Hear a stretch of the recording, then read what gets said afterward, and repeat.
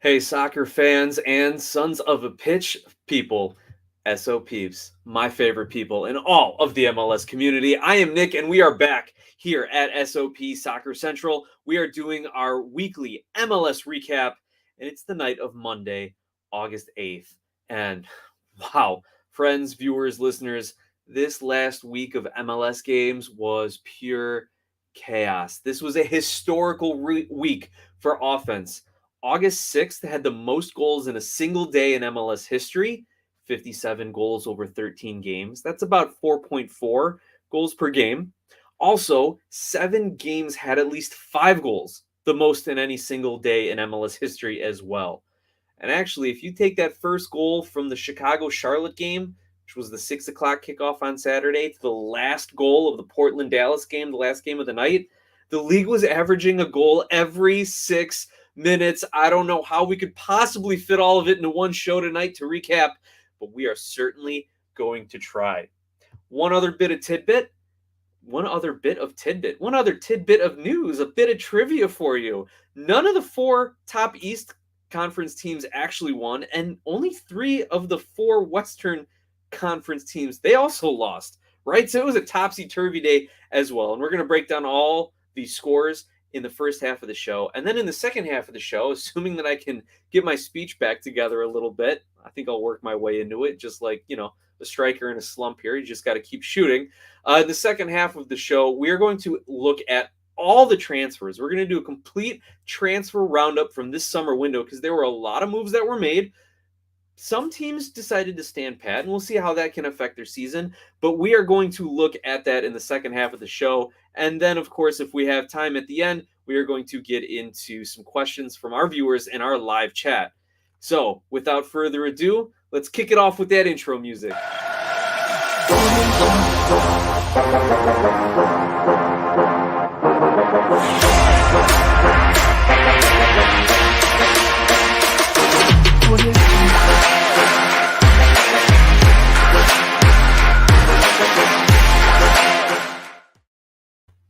Hey, soccer fans. Once again, I am Nick for Sons of a Pitch Soccer Central. That's all I needed. Just a little bit of that music to get me back in the rhythm here as we look at all of the games from MLS in August 2nd through the 6th. And there were a lot of games and there were a lot of goals, like I said in the opening, and ahistoric. I don't know. English was never my favorite language, right? I don't know. A historic week in MLS goal scoring, right? Before we get in all the action, I want to remind you, if you want to support the show, please follow along on Twitter at SOP Soccer, like the video, subscribe to the video, share it, grow the conversation around the sport in America and in MLS. And if you really like what we're doing and want to, help us continue to do what we do, support the show financially, you can make a donation via a super chat here live on YouTube or a super thanks after the video has already aired. You can also reach out to us about potential sponsorships or other sort of donations. Again, direct message on Twitter at SOP Soccer, or you can email us podcast@sonsofapitchsoccer.com. And in fact, every dollar that we get goes right back into the show, right? We use it for streaming fees, for cameras and microphones. We're actually developing a website right now, and hopefully we can provide you even more content as we ramp up towards World Cup 2022 as well. That way we can provide you even more coverage of the beautiful game, of the world's game. Now, looking at the scores from this week, let's get right into it today. There's one game all the way back, Tuesday, August 2nd. And man, what a game that was to kick things off. Red Bulls fall to Colorado by a score of 4-5. Incredible 9-goal thriller. Now, what are people saying about this game? Is this indicative of the Red Bull season? Is this indicative of the Rapid season? No, it's definitely not. In my opinion, this is a total outlier, right? People are saying, though, that the Red Bulls' high energy, high pressing style is really starting to slow down in these summer months, in these dog days of MLS summer that people have referred to over the league's 2-decade-plus history.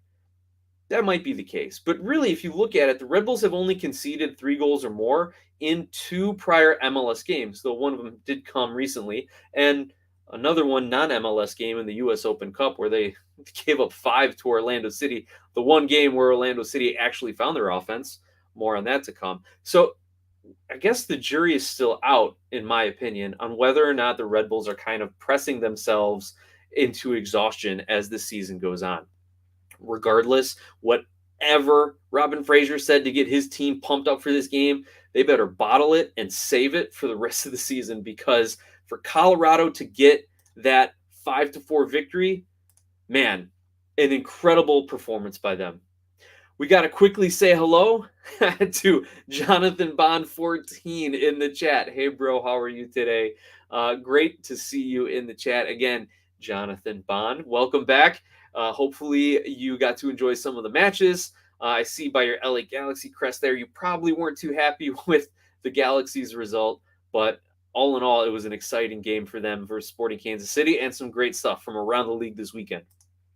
So as we continue our weekly recap, you had Seattle taking on FC Dallas, and this was a game where Dallas was coming in to try and maintain their position in the Western Conference standings, see if they could get their offense clicking again, scoring 2, 3, 4 goals again like they have been in the past.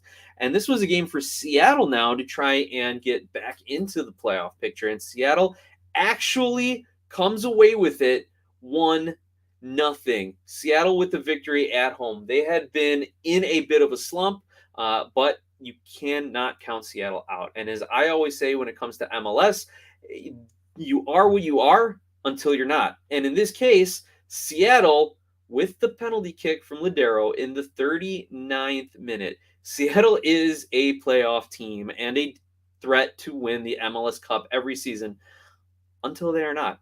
So we got to keep thinking Seattle is going to make a run and make up those points somehow. Now we move into Wednesday, August 3rd, where Charlotte hosts DC United. Now we know Charlotte had maybe a little extra time off because of the cancellation or the postponement of their game at Columbus due to inclement weather. So maybe they had a little bit of fresh legs. Maybe they were just excited and anxious to get some energy out, but it absolutely worked for them, defeating DC at home 3-0. Now, Charlotte has relied on their home form this season to keep them in the playoff picture. After this week's worth of games, which does include one to Chicago, Charlotte has ended up 8-4 at home, 8 wins, 4 losses at home. And you see, they got an own goal to kick things off. Karl Swiderski gets one in the 64th, and McNeil gets the third one in the 67th minute. So you've got their DP, Karl Swiderski, playing well, finding the back of the net. And we had said it early on in the season and in these shows that if he is scoring, if he's feeling good, you remember there was a lot of issue with him and their coach, Miguel Angel Ramirez, I believe. And he didn't want to play. And that partly led to the coach being ousted. And now that has kind of settled a bit, you can see Swiderski getting back on the score sheet, getting comfortable once again, and leading Charlotte maybe to their first ever playoff appearance in their first season. Next, we have Columbus hosting Montreal, and everything was great until the rain came down, and we had another rain delay, inclement weather delay for Columbus when they were up 2-1, and then Montreal takes full advantage of that break, gathers themselves, and puts together like a final 15-20 minutes for the ages here, and ends up getting the win with Kamara in the 88th to equalize it, and then Waterman seals it in stoppage time for Montreal, and they move back up the standings as well. Got to be heartbreaking for Crew fans, and I don't know what to tell you. I mean, between Zelleran and Cucho, like, there's not much you can say. They have had a great second half of their season so far. I think you just got to chalk up these games to the weather and move on, and then hopefully whenever they reschedule the game against Charlotte, they can take advantage of it and go on to win that one. We got a couple more people in the chat. Dan Geringer, good evening. He says, I thought Dallas played a good game. And yeah, Dan, why don't we jump back up and take a look at some of the stats there, and we'll see what Dallas ended up doing. I didn't get a chance to watch that full match, but let's see what Dallas did, because you're right. I think Dallas probably did play a pretty good game. I have not known them to really fall on their faces at all this season, as long as they but they just got to find the back of the net, right? And we've got a new Wiseman in the chat that says, yeah, at the death. We're seeing a lot of these. I don't know. Do you guys think that the league is saying like, yeah, let's let this play out and we'll see, or do you just think it's that great momentum and the officiating saying, hey, let's let it play out till the end of this offensive sequence? Maybe it has to do with players maybe trying to milk the clock a little bit and the referee's not having it. In the end of the game, that gamesmanship, that fifth sub making the slow walk out, or the guys rolling around just a little bit extra to milk it. Maybe the referees are not going to have it. Well, Dan, here we go, man. We have Seattle only with 55% of the possession, but Dallas did have 3 shots on goal. Their passing was actually pretty good, 82% on the night. And you can see they were getting forward with 7 crosses and 13 corners. Maybe not as much as they would have liked. You see teams like Chicago with Xherdan Shaqiri, who's whipping crosses in. They're getting sometimes over 20 crosses in a game. But here, you look at 16 clearances, 14 fouls, and a yellow card. You could see that for portions of the game, they were on the defensive. They were getting into the box, looking at the shot chart. They did have some threatening shots inside the box here. But a lot of these long-distance shots that were blocked, I don't know what the players are trying to create in that instance. Now let's take a quick look down at the passing statistics here. Only 67% in the final third. So they must have had a hard time creating opportunities. And let's see, look at that second half is when they had the bulk of their possession, but they weren't able to do really anything with it. And their expected goals show it. Expected goals only 0.5 for Dallas. So not a very good offensive night for Dallas, despite having a very respectable kind of possession of the game there. So Dan, thanks for bringing that up. You're right. They did play a pretty good game, just couldn't get it going in the final third. We also have Brother BKL jumping in the chat. Salutations to everyone in SOP Soccer Fam. Brother BKL, always great to have you with us, my friend. We're about to get to some of your New York City stuff here in just a few minutes.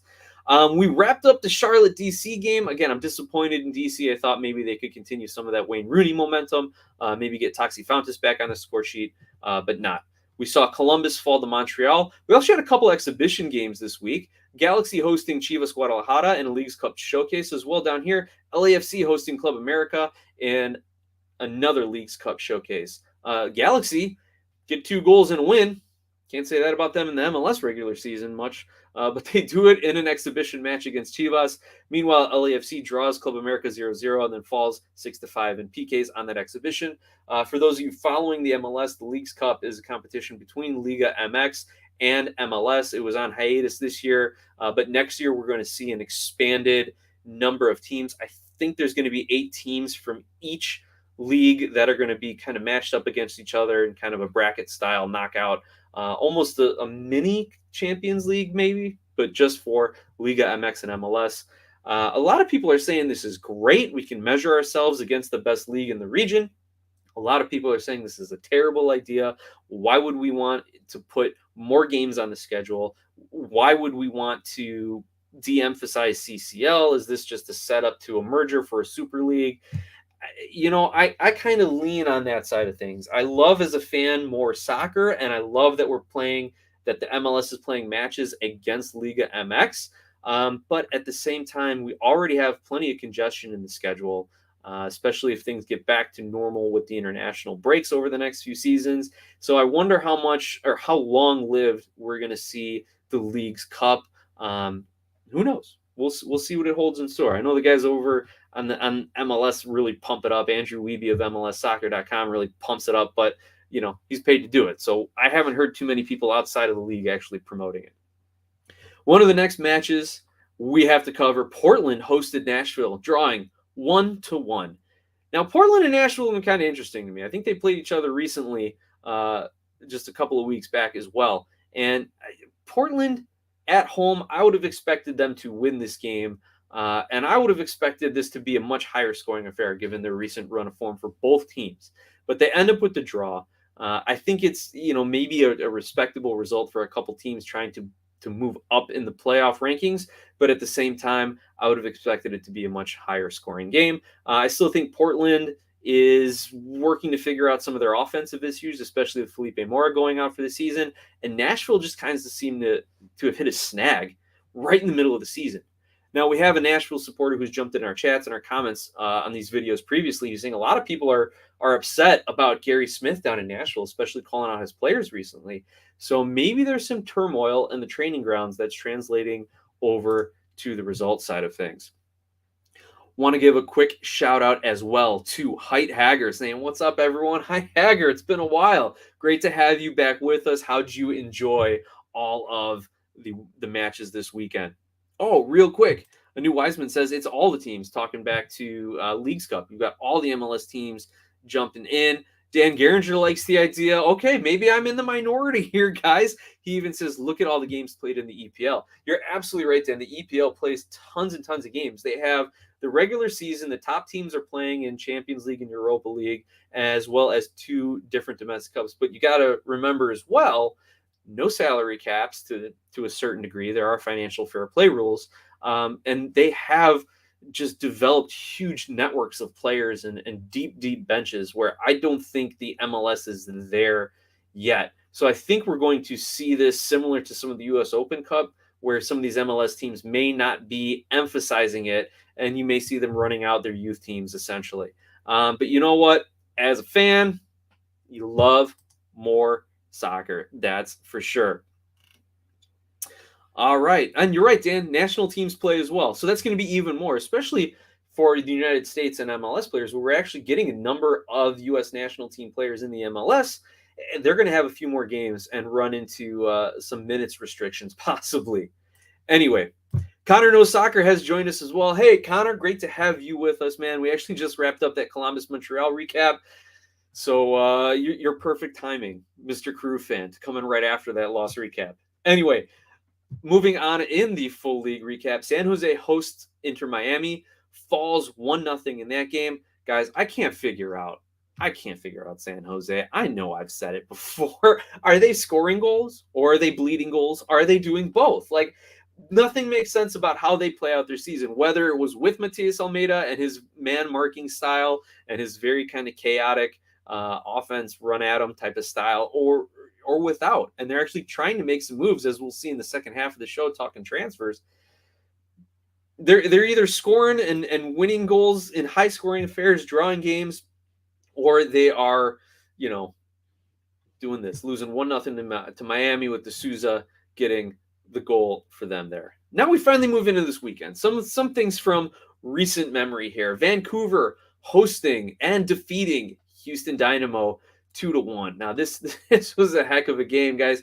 And Jay, you always have a habit of jumping in when I talk about Vancouver. Jay Jardim in the house. What is up, my friend? Great to have you with us.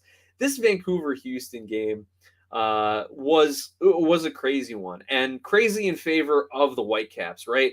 You had Picault score an odd goal in the 6th minute, where was it a chip pass, and he kind of jumped in there and maybe gave it a little bit of a flick. The goalkeeper thought Picault was going to redirect the shot to the far post, but rather kind of went through his legs and hit the back of his calf and ended up trickling in the near post. So the keeper got caught flat-footed, and that was in the 6th minute. And then it was just back and forth soccer for a long time. I'm trying to think if this was the game when I was taking my notes, that not much going on in the midfield here. But Vancouver sticks with it. And this is the sign of a team that has improved, especially under coach Vanni Sartini, who has got them believing in themselves, who has got an identity for this team. They're going to grind it out. And Jay even says it. You could see that comeback coming. They were never out of this game despite conceding early. And they end up with an equalizer in the 88th minute from Beecher or Becker. I don't know. Let me know how to pronounce it, right, guys? And then Cavallini, who else? The star, scoring in the 92nd minute of stoppage time to get the 3 points, Vancouver, as they continue their climb up the table. Now we're going to continue on into Saturday. We have Atlanta hosting Seattle, and I did not see this game coming either, right? Atlanta wins. I know they're at home, and Atlanta's an excellent home team. Atlanta gets the 2-1 victory over Seattle just when we think Seattle is coming back into form, right? And they end up dropping another road game. Now, I guess the only good thing for Seattle is that this was a cross-conference game, so they're not losing ground to a team within the league. But go find the highlights of this one, because not only did Cisneros have a really good goal in the 23rd to put Atlanta up before Seattle equalizes with Roldan in the 68th, the Gutman goal, 94th minute, stunner. Go find it, take a look at it. That has turned into an excellent signing by Atlanta, getting Andrew Gutman, right? And his long story journey. Gosh, we could do an entire podcast or YouTube episode on just the travels of Gutman from like Red Bull to Celtic to maybe Cincinnati to Atlanta. Like, he has been all over, and there were some weird MLS roster rules in there as well that helped it out. But good for Atlanta, staying playoff relevant. I'm not sure they're going to actually make the push into the 7th spot, but they are staying playoff relevant and giving their fans something to cheer for. The one other thing about Atlanta we wanted to mention here, Darren Eales, the GM over there, has taken a position at Newcastle in the EPL as the CEO. So we got this great shot here from Anu Wiseman. You can follow along on Twitter with him. His handle, Anu Wiseman, his name, Indomitable Lion. Love it. So showing a picture, Darren Eales celebrating his 50th birthday before he goes. Just a big party with him and the fans, and how he had influenced Cincinnati, how he influenced Charlotte based on what he did in Atlanta, bringing them immediately to the forefront of this league and being immediately relevant, both in on-the-field play as well as in the marketplace there. So Darren Eales, wishing him the best of luck, and we'll see what direction Atlanta goes. People are actually saying Bocanegra might be on the hot seat now that Eales is out. As we continue on the recap, we had Charlotte falling at home. Again, now they are 8-4 at home. To Chicago, 3-2. Great match by Chicago. You're going to hear a lot more of this from our good friend, longtime Fire fan, as well as a supporter of this show, John Donovan. If you're on the podcast, when we take our halftime break, you will hear John Donovan's recap on this game. For those of you on the YouTube channel, let me just tell you this, right? Charlotte has relied on their home form, and they're starting to slip. You lose that game, they're now out of the playoff picture. On the other side of the pitch, Shaqiri and Chicago's offense are rounding into form, but their back line has been decimated. They lost their starting center back at the beginning of the season. Wyatt Omsberg comes in, and he gets hurt. Carlos Duran comes in, and he gets hurt. Right now, it's all on the legs and knees of 37-year-old Johnny Bornstein and Mauricio Pineda when he's not filling in for D-mid positions as well. So hopefully that back line can keep it together as they make a run to the playoffs. Next matchup, Cincinnati hosts Philadelphia 3-1. Great win for Cincy, getting back in the win column, finding the offense. For Philly, normally I would be worried about this loss after their great run of form, but they lost to Cincy, a team that they could see in the playoffs. So they're going to really have to look at this tape of this game to make sure they don't have a repeat of that in the playoffs. Now we got Columbus Crew hosting and beating the New York City FC 3-2. Excellent result for the Crew, especially coming off the back of a loss after a rain delay and a postponement because of inclement weather.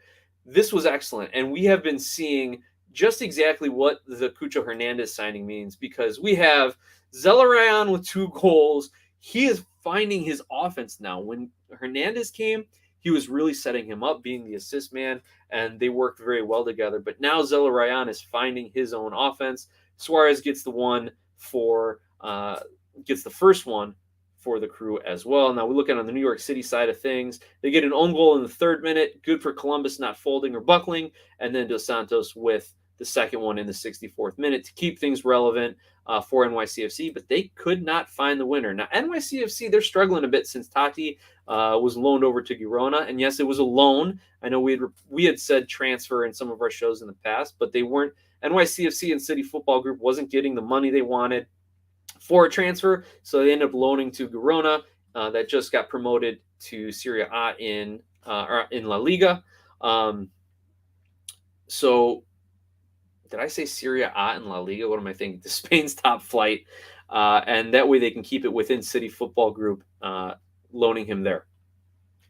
Let's move on before I stumble over another turn of phrase here. DC draws Red Bull. Red Bull scores 4 goals in a loss, then 0-0. DC with one of the top transfers of the original offseason, not the summer transfer window, and Taxi Fountas, still 0-0. I'm confused. I'm puzzled. I'm moving on. Montreal, 2-2 draw with Miami. I did not expect that one. I thought Miami was going to go and take advantage of some of the odd play that Montreal had, that emotional comeback win over Columbus, but it ends up being a 2-2 draw. Now, here's one that really puzzled me, right? Orlando falls at home to New England 3-0. I thought Orlando had addressed their offensive needs. Joaquini kind of gets in some more reps, get some more training sessions in. I thought Orlando was going to make a concerted effort to play better offensively. And then being a home team against a struggling New England team, I really thought that they would be able to get back on track in this game. But hey, prove me wrong, Orlando. Don't score anything at home. Continue to fall out of playoff relevance. And I just want to double check the New England scores here, because we know New England had their new DP signing, Veroni, but he did not get on the score sheet at least. Polster, Captain, and Kessler get the goals for New England. Now, here was the big game for our host, good friend Mike, right? Nashville hosting Toronto. And I really thought Nashville was going to take this one, right? They had been, kind of treading water.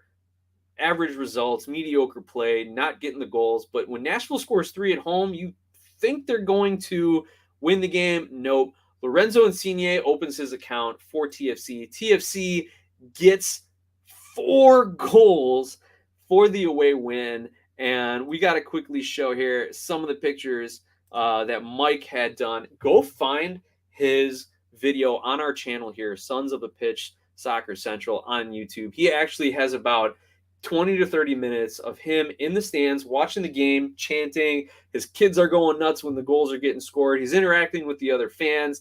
They're the away team, right? So he's up in the stands. You get a great view of everything, as you can see there. Go check out his video. It's fantastic. Just the energy that you can feel both in Geodis Park as a whole and in the TFC away section. We got some great pictures. Look at that view in the evening of the stadium, and then of course away, and Mike and his beautiful family there. So Mike, thanks for sending those pictures out, man. Glad you had a great time. And Mike wanted to express his thanks for everyone who's been reaching out to him, sending him messages over these last few weeks. It really does mean a lot, and just goes to show the kind of people that we have in our chat and with our friends here. And yep, Jay is right. Mike made it big time on the TFC show social. You're right. Now, if you guys want to follow some TFC news, go follow Jay on Twitter. And yeah, the actual Toronto FC Twitter account put out a few fan pictures from the stands, and it was Mike and his kids that got on there. So definitely getting noticed. Just wish he would have had on his Sons of a Pitch shirt for that picture. No, it's all right. Keep the TFC jersey on. And Brother B. Kale's right. Richie Larea returned in that game. So a couple of headlines, a couple of players coming in. But guys, wow, we're approaching a half hour. We got to get rolling on here. SKC 4-2 over the LA Galaxy. And I really quickly wanted to address the Eric Tommy signing.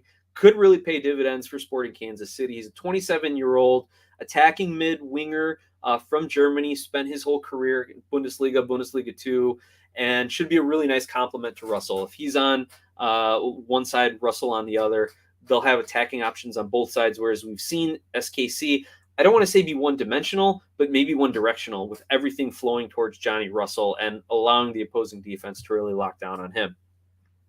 Now, what was I saying about San Jose either not doing anything or scoring a bunch of goals in a draw? Yep, Austin, San Jose, 3-3. We knew Austin was going to score.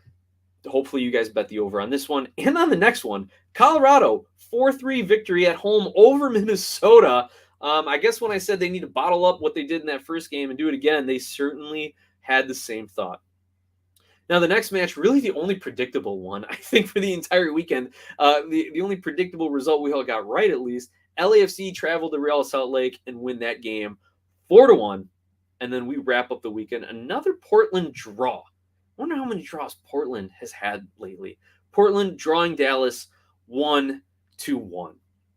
Well, with that, folks, that is our recap for the first half of the show. We're going to take a short break. And in the second half of the show, we are going to come back and do a complete summer transfer window roundup.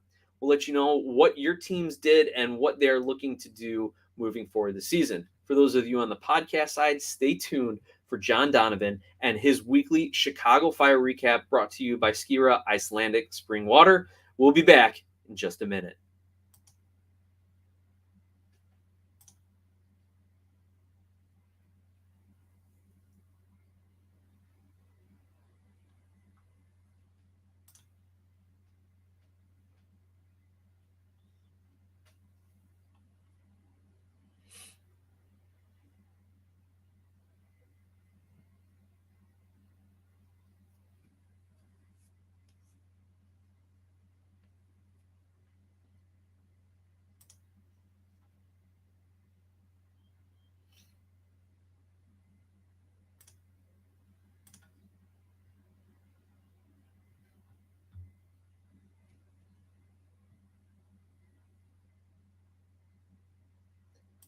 All right, soccer fans and SO peeps, we are back in the second half of our show. Before we get into the transfer news, we're going to take a quick look at the standings, as we always do to kick off the second half here.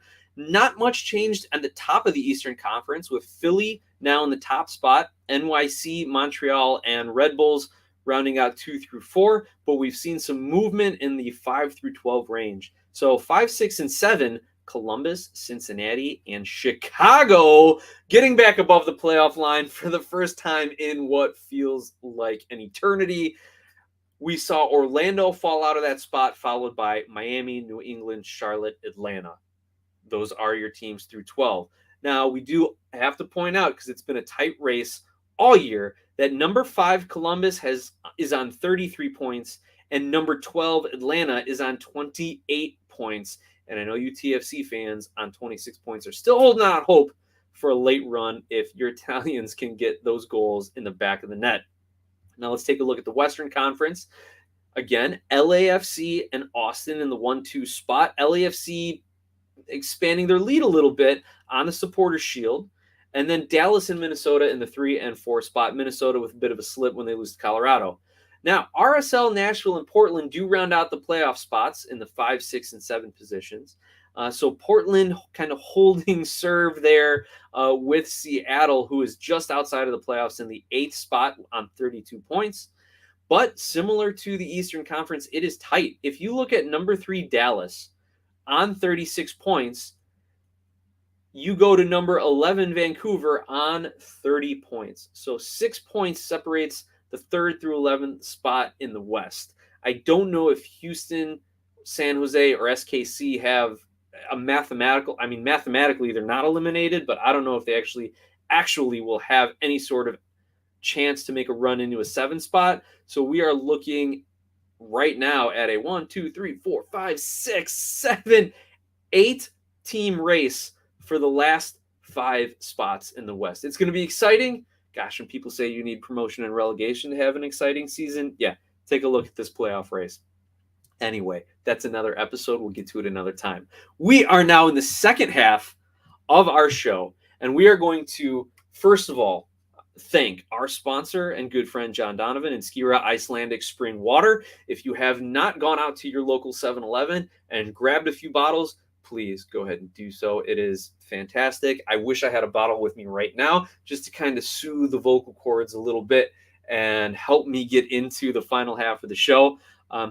John, thank you. I'm glad you're having a good time watching the Fire string some wins together and score some goals. Also, since we're talking about money and sponsorships, I'll remind you, if you want to support what we do, if you like what we do, entertaining you, for hours every week, putting out original MLS content here on SOP Soccer Central, send us a super chat, send us a super thanks, or if you want to discuss other ways to donate to help out the channel, or maybe have a paid sponsorship, you can direct message us on Twitter at SOP Soccer or email us podcast@sonsofapitchsoccer.com. Like I said, we're getting a new website design and we'll be able to feature any future sponsors there as well. Now, it is transfer time and it is rapid fire time because we have a lot of transfers to go through. We're going to hit it alphabetically, starting with Atlanta United. And as you can see here, they have a number of transfers that they have made throughout this season. Players coming in on the left-hand column, players going out on the right-hand column. We are going to focus on the inbound players who are going to make an impact for Atlanta. Now, Atlanta didn't have any giant signings. I think the biggest signing that they did have was forward Edwin Mosquera coming in from Independiente Medellin. But it is nice to see that they've added a homegrown player. I think they're just looking to kind of build out this roster to play out the rest of the season, fill the holes for a lot of their injuries. And hey, if they can make if they can squeak into the playoffs there, then that would be a good season for Atlanta, all things considered. Now we move on down to Austin FC. Again, a lot of moves, not surprising from a second-year team throughout the season. But in this summer transfer window, we see Washington Corozo come in from Sporting Cristal, as well as forward Emiliano Rigoni, a transfer in from Sao Paulo. Now, they don't need offense, right? We know they're scoring goals. So it looks to be more depth moves. But also, we got to note that Cecilio Dominguez, who is kind of a higher profile player for them, has mutually parted ways with the team. So maybe they're trying to fill in a roster spot and build some depth to keep that offense going. And if they do want to play more of a pressing style in certain games, then you've got some young, fresh legs for that.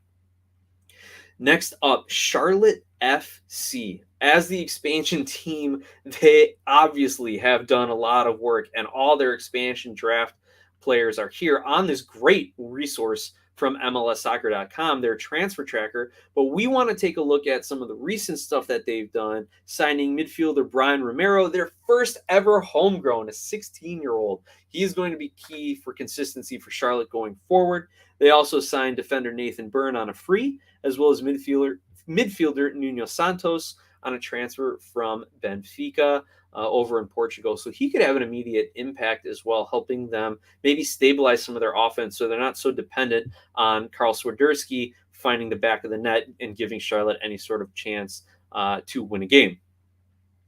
Now, Chicago, we're not going to talk about any transfers in because they really didn't have any over this summer window, right? They haven't made any moves in since signing Chris Mueller back in May and bringing in homegrown Justin Reynolds. Really, the biggest news for Chicago is the outgoing stuff, and I'll make the exception to not talk outgoing for Gaga Slonina, their 18-year-old goalkeeper who just got a $10 million, could be over $15 million with incentives deal to move to Chelsea. He will remain with the Fire for the remainder of the season, and then in January, report to Chelsea. People are still hopeful, especially fans, especially my kids who have loved seeing Gaga Slonina in net, seeing him live, and really just saying the name, Gaga, as much as they possibly can. There's hope that he gets loaned back for 2023, but if not, the Fire are in good shape with U.S. Youth National Team goalkeeper Chris Brady also on the Chicago Fire roster. The other move that they made was sending forward Chinonso Ofer to Montreal for $325,000 in GAM, which would be good enough, but they also get $275,000 in additional GAM based on performances, and there's a sell-on percentage. That is damn good business by the Chicago Fire, considering Chinonso Ofer could not affect the game against Union Omaha in the U.S. Open Cup. So that's good business by the Fire. And as our friend John Donovan told me separately, like maybe Montreal is just giving them back a little bit for the great deal they got for Jordi Mihailovic. Now, FC Cincinnati has also made some moves.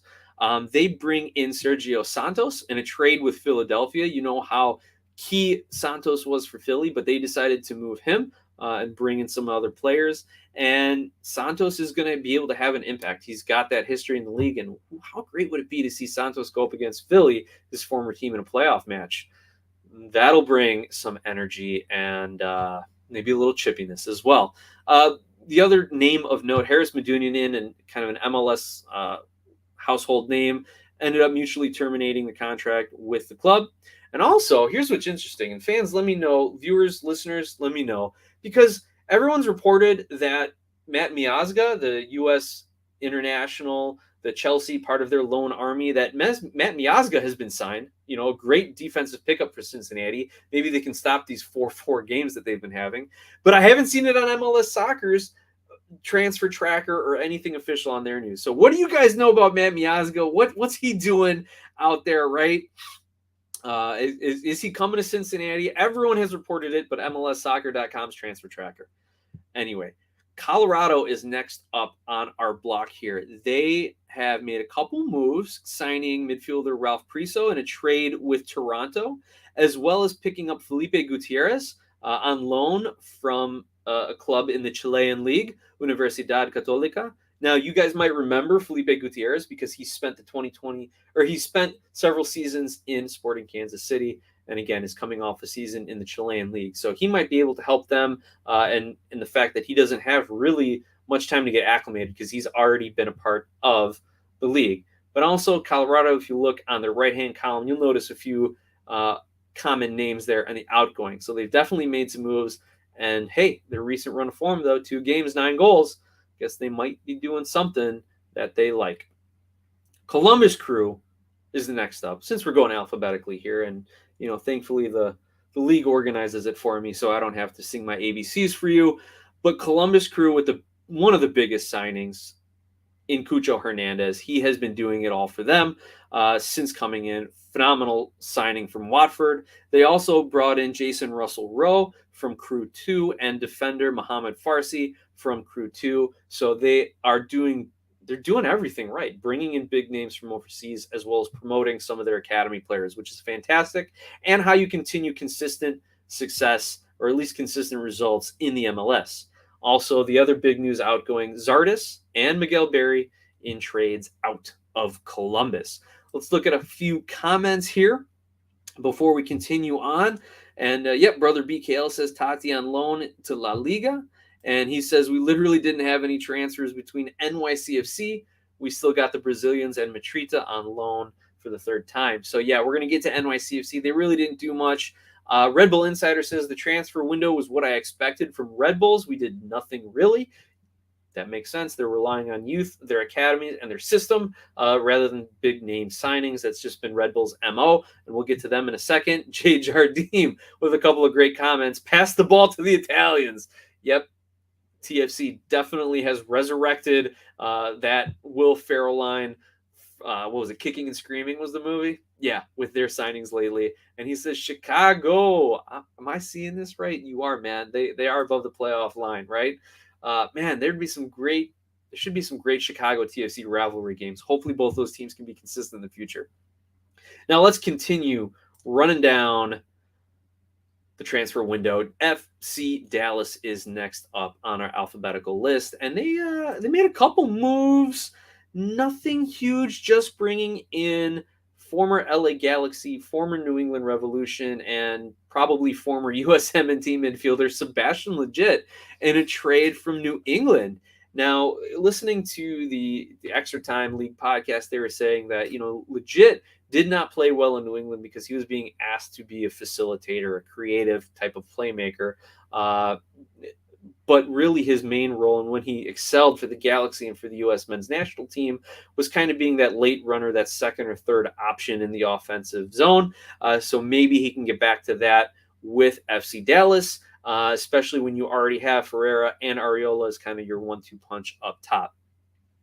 Next up, DC United made some moves. Not only did they bring in Wayne Rooney as their new coach, let's see, Miguel Berry comes in on a trade with Columbus. Ravel Morrison comes in on a free midfielder. Victor Paulsen, another midfielder, on a transfer from Schalke over in the Bundesliga. They get David Ochoa, goalkeeper from Real Salt Lake, and probably the biggest name and the one who's going to have the most immediate impact for DC United, forward Christian Benteke on a transfer in from Crystal Palace.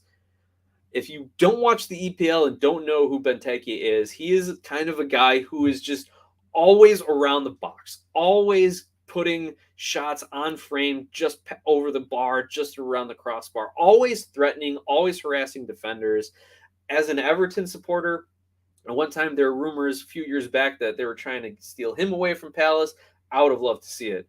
But he's a 31-year-old striker, and in 162 games for Palace, he's got 35 goals. Last season was really his outlier with just a couple, so I think Palace is ready to move on from him. But he did have a couple double-digit goal seasons in the Premier League, which should translate well to him jumping in with DC. People have said that Wayne Rooney likes to play a 2-striker system, so are we going to see Taxi Fontes and Christian Benteke up top with Miguel Berry as an option off the bench?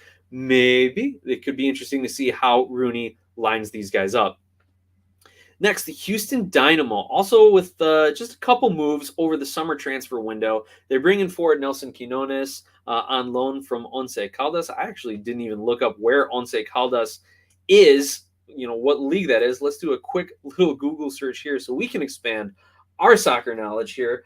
Once Caldas in Colombia. So bringing in a Colombian player, which has been very popular for MLS lately. Also, Beto Avila back in May comes up from Dynamo 2. But the biggest signing has been Hector Herrera, the Mexican international. They signed him back in March, and he finally made his way into MLS during the summer transfer window. Now, you'd think a team like LAFC, who's at top of all the standings and the favorite to win the double, wouldn't have to do much, but you know what? They are setting a new standard here in MLS where they are continuing to improve. Look at all these signings they've made. Look at who they've signed. Other than Chiellini, Bale, and re-signing Carlos Vela, they bring in midfielder Sebastian Mendes in a trade from Orlando, as well as forward Dennis Bouanga on a transfer from Saint Etienne over in France. So, who is this Dennis Bouanga character that everyone is so hyped up about? He's a 27-year-old who can play forward and midfield, probably more of an attacking midfield role for LAFC because of just the talent on the wings that they have. He's got 26 goals and 13 assists over 3 seasons for Saint Etienne. So he probably wasn't getting a lot of minutes over there, and that's why he's going to come in, slot in very nicely for LAFC. And if they turn him into a star here and a goal scoring or assist machine, I'm sure they'll be able to sell him on and make some money. Also, the LAFC traded away Danny Masovsky and Ismail Tajuri-Shradi, and LAFC is probably the only team who could trade those two guys and get better, right? That's what we're working with here for the black and gold. Now, the LA Galaxy tried making a couple moves, looking for some immediate impact. They signed midfielder Gaston Brugman from Parma, but their biggest one is Ricky Puig on a transfer from Barcelona. Now, Puig could be a season-changing signing for the Galaxy. Some people are saying the dude's a washout from Barcelona, which is ridiculous to call a 22-year-old a washout of anything in life, right? Especially a soccer player, someone who was that Barcelona was so high on. It's just he wasn't getting minutes with the first team. Maybe he didn't fit in with Javi, their new coaches and former player, as we all know, new system, or they were just trying to make some cap space or try and move some money off their books, whatever you call it. It's not cap space. That's not a worry of Barcelona, but the principles are the same, right? Move some money off the books there, but it's a great signing. It could be a season-changing move for the Galaxy. Now, continuing down, Inter Miami had a few new signings. Obviously, we saw everything they did in the offseason, a few of the things that they had to do due to their roster violations. They bring in Corentin Jean from RC Lens, as they also, as we know, signed Alejandro Pozzelo in a trade from TFC, and those dividends are already paying off. So Miami going for offense. Look to see them try and ramp up the offense as the season goes on. Next team, their summer transfer moves. Minnesota United brings in defender Alan Benitez from Cerro Porteño, forward Mender Garcia from Once Caldas, again, another Colombian signing. They bring in midfielder, here's the big one, Jonathan Gonzalez on loan from Monterrey in Liga MX. Now that's your headline, right? Minnesota United gets former U.S. Youth National Team player for $50,000 in discovery rights from the Colorado Rapids on loan from Monterrey. That is like the most MLS headline you could possibly come up with, right? Now, for you U.S. national team fans, you remember Jonathan Gonzalez was the one player that was being recruited by both sides heavily, huge upside, had a couple appearances for Mexico, ended up committing to Mexico, committing to El Tri, but has not gotten a lot of time with Monterrey lately. So hopefully for Mexico's sake, Minnesota United can work him into the rotation and really help develop him a little bit before he goes back to shine with Monterrey. Perfect move for both teams, right? Now, looking at Montreal, not really anything in the summer window. They bring in Chinonso Ofar, like we said, that trade from Chicago, and really getting Jordi Mihailovic back and healthy was essentially their mid-season summer transfer DP kind of signing. So let's keep an eye on Jordy as he gets back to 110% match fitness. Looking at Nashville, a couple moves that Nashville made. Shaq Moore comes in from Tenerife, the U.S. national team player there. Supposed to be helping Nashville's offense out, but we've seen them a little stagnant up until that TFC game, even though they lost 4-3. And they get Jacob Schaffelberg on loan from Toronto. So a lot of fans in Toronto did not expect Schaffelberg to get loaned out. They didn't like how that was handled. Make sure you go follow all your Toronto news sources. And you know what? Why don't you shoot a tweet at SOP Soccer, and Mike will be able to help you out there. Jay Jardine will be able to help you out there with all of that. So Toronto making a few moves. I'm sorry. Nashville, that's it. Totally lost my train of thought there. Nashville making a few moves to try and bolster up a little bit of their offense, despite signing Shaq Moore. We all know that he is more of a wingback than a true defender or fullback. Next up, New England making a few moves. We talked about them moving Sebastian Lletget out and bringing in Giacomo Veroni on a transfer from Juventus. They also signed defender Christian Makoun in a trade from Charlotte, and they picked up Ismail Tajuri-Shradi in a trade from LAFC. His experience is going to be invaluable to New England, who tries to get back on track and get back into the playoff picture. Again, someone who's not going to need to adjust to the league, just kind of understand how Bruce Arena wants to run things. They also brought in goalkeeper Clement Diop in a trade from Inter Miami, which is interesting to me because you look at their current goalkeeper, they've got Petrovic, who's been starting. He's taking up an international roster spot. Now, the conventional wisdom is don't use international roster spots on goalkeepers. You can find good goalkeeping talent here in the United States. So maybe that's what Diop is he's just going to take up a domestic senior spot rather than Petrovic's international spot. But to trade and have someone replace your starter, does New England have that much faith in Petrovic? I don't know.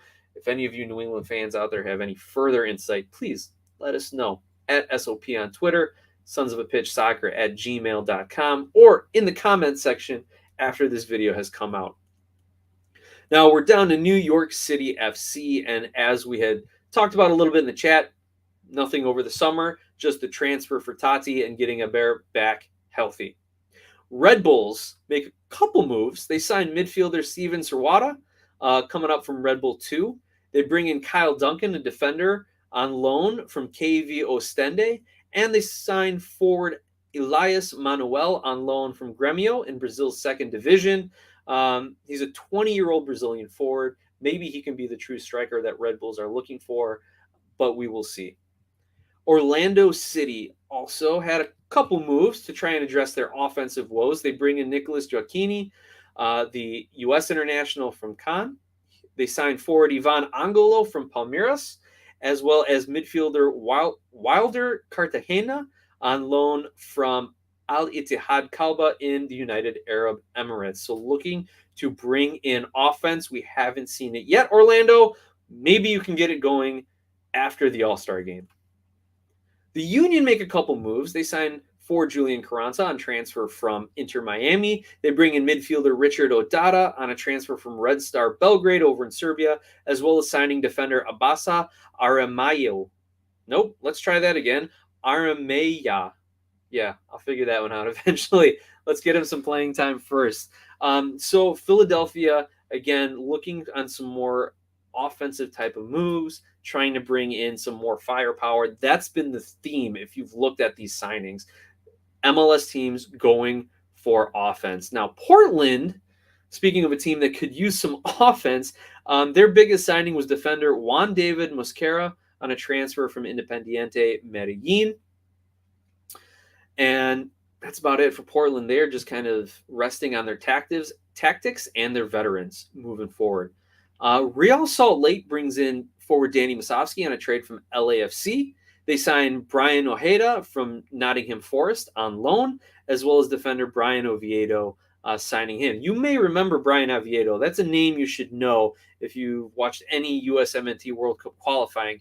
He's a Costa Rican international. His latest club was Copenhagen, but before that was over in the English Premier League playing with Sunderland and Everton. So for you EPL fans, for you CONCACAF World Cup fans, you know Oviedo. He's a 32-year-old defender who should be able to help lock things down for RSL, bringing in defense before a playoff push. Interesting move by RSL. And there you can see some of the other moves that they have made over the last several weeks. Now, San Jose goes defense, right? If you're building a team, you start in the back. You start with the spine, the center backs, and some solid defenders, right? So this suggests to me that San Jose is in rebuilding mode. They're not looking at the offense. They're not looking to bring guys in to make a playoff push. They may probably sell Cade Cowell in the near future to try and bring some money in and help rebuild, like we said, that back line and the spine of the team. They signed defender Carlos Acapo on a free, as well as get defender Rodriguez on loan from Grêmio in Brazil. Seattle didn't do anything over the summer transfer window as far as players coming in. They're just trying to get healthy and recover from that Champions League run, as well as get back into the playoff picture. Now we have Sporting Kansas City, well, with a couple signings back in June, nothing really big this summer. They brought in midfielder Eric Tommy from Germany and forward William Agata on transfer from Hapoel Jerusalem. So again, going offense, you can kind of see it, right? Not only is MLS a very offense-minded league, but kind of the traditional way to build your team is homegrowns and domestics on defense and international talent on offense. That's, again, the traditional mindset for it. So as we get into our last couple teams here, TFC, what did they do this summer transfer window? You may have heard a few headlines about them. Defender Domenico Crescito comes in. They bring in midfielder Mark Anthony Kaye on a trade from the Rapids. They get Federico Bernardeschi, as well as this guy Lorenzo Insigne, who they signed earlier and finally shows up in the summer transfer window. He was signed back in January, if you recall. They also bring in household TFC name Daniil Henry, defender, as well as Richie Larea on loan from Nottingham Forest. So do you think Toronto thinks that they can make the playoffs? And once you make the playoffs, anything can happen, especially with those guys we just talked about. There's been tons of press and tons of coverage on TFC, so I won't get into it too much, but we have seen the capabilities of these signings in TFC in a couple of games, dropping 4 and 5 goals, right? We've also seen them still need time to gel, like that Canadian Championship game against Vancouver, like the prior game before the big win at Nashville. So they need time to gel, that's for sure. Speaking of Vancouver, our last team on the transfer roundup, making a few signings, trading for Julian Gressel from DC United, getting a great wingback. Some say he's the best wingback in the league. And they also signed midfielder Alessandro Schopf from Germany. He's been playing in the Bundesliga most of his career, as well as some of the lower divisions. He's a 28-year-old Austrian midfielder. Now, I don't know his style of play, but looking at his statistics, this is a more defensive signing because he doesn't score a lot of goals. Besides, Vancouver already has Galled, Cavallini, Gressel, and White. So I'm guessing this is a defensive signing for Vancouver as they look to try and push into the playoff spot there. So, wow, guys, we are just coming up to an hour. I am losing my voice. We've had some viewers jump in. We've had some viewers jump out. It's been a crazy time in MLS, and I'm glad we get to round it all up with you guys here. I'm just going to leave you with a few final thoughts, right? Be sure to like the video, subscribe to the channel, share the link, share the channel, send us a message on Twitter at SOP Soccer. If you are at games, whether here or abroad, send us a photo. We'll feature it. That way we can see fans from all across the country and bring them into part of this conversation. We thank you all for your time, for your efforts, for your listenings, for your contributions in the chats, as well as financially. As a last reminder, the All-Star Game, August 10th. So hopefully you guys are listening to this chat before that, as you can impress all your friends watching the All-Star Game with your transfer knowledge.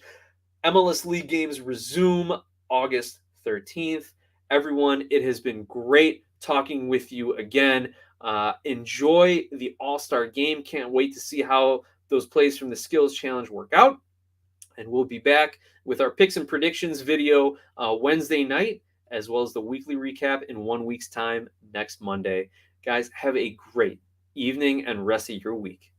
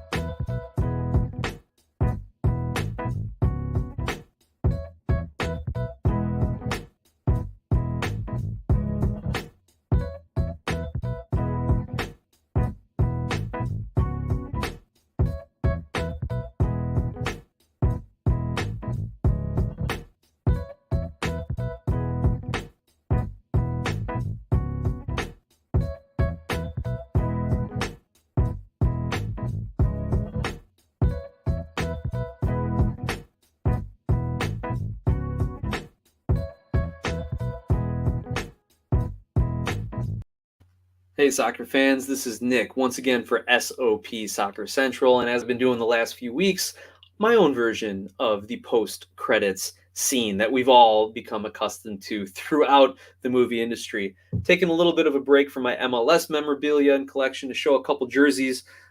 First of all, Indy 11 from the USL. Fantastic organization and club. Back, they were with the NISA. They've moved up through USL divisions. And I got this jersey before I went to a game a couple seasons back at Lucas Oil Stadium down in Indy, and Indy 11 holding it down in the USL Championship.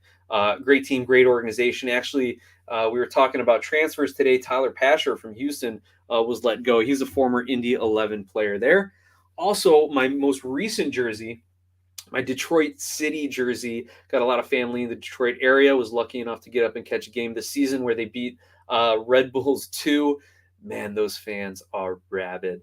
Great game at the stadium there in Detroit City. And fortunately for me, it was craft beer night. So it was discount craft beer all night, and they had the food trucks cranking out the snacks too. So not only is the product on the field phenomenal for Detroit City, but the fan experience is great as well. So wanted to share that with my little post credit scenes that we've been doing here. Thank you all for continuing to watch and support SOP Soccer Central. You all have a great night.